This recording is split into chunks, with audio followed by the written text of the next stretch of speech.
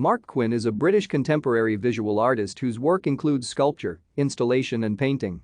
Quinn explores what it is to be human in the world today through subjects including the body, genetics, identity, environment and the media. His work has used materials that vary widely, from blood, bread and flowers, to marble and stainless steel. Quinn has been the subject of solo exhibitions at Sir John Soane's Museum, Tate, National Portrait Gallery, Fondation Beyeler, Fondazione Prada and South London Gallery. The artist was a notable member of the Young British Artists movement. Quinn is internationally celebrated and was awarded the commission for the first edition of the Fourth Plinth in Trafalgar Square in 2004, for which he exhibited Alice in Lapper Pregnant.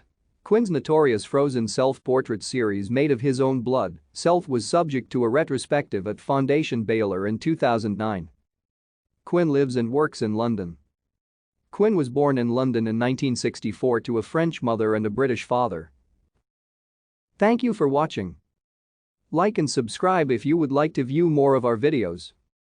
Have a nice day.